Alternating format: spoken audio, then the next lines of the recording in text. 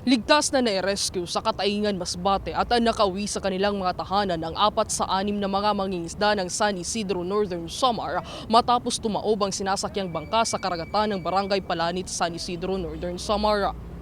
Ayon kay Philippine Coast Guard Northern Samar Station Commander Lieutenant Junior Grade Rian Kian Gako, ang mga mangisda ay naglalaya galing sa Barangay Baliti, San Isidro Northern Samar patungo sa boundary ng Palanit Northern Samar at Tagapulan Island upang mangisda nang mangyari ang insidente, kung saan bandang alas 4 ng madaling araw ay nabutas ang ibabang parte ng sinasakyang fishing bangka ng mga ito na naging rason kung bakit pumasok ang tubig at tumaob ang bangka. Bandang alas 6 naman ng umaga ay unang na-rescue ang 2 sa 6 na mangingisda matapos itong matagpuan ng mga lokal na mangingisda ng Barangay Palanit, habang ang 4 na iba pa naman ay hindi natagpuan.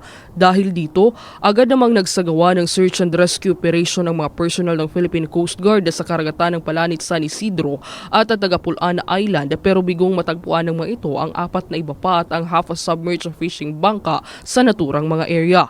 Noong sumunod na araw ng paghahanap ay nakatanggap ng impormasyon ng PCG Northern Samar Station na natagpuan at na-rescue ang mga nawawalang mangingisda sa Sitio Bituon, Barangay Concepcion, Kataingan, Masbate.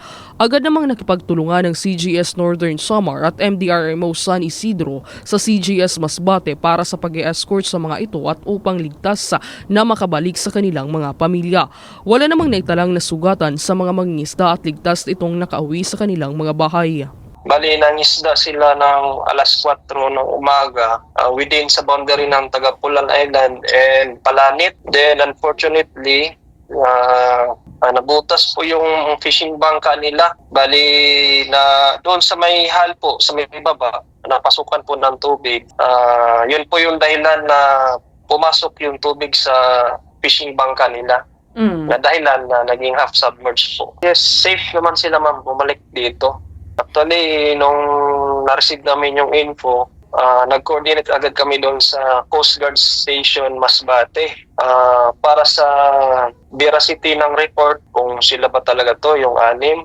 At saka nung na-confirm po namin, doon na po yung kabilang station para sa pag-check sa kanila, vital signs, kung okay naman sila. So far, okay lang po sila, ma'am. Wala naman po mga sugat or malalang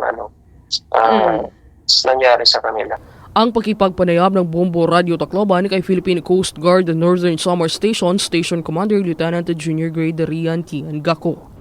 At yan ang ulat mula dito sa impila ng Bombo Radio Tacloban. Ito si Bombo Ninya Magpilian. This is Bombo Radio Philippines, the #1 and most trusted source of news and information. Basta Radio Bombo!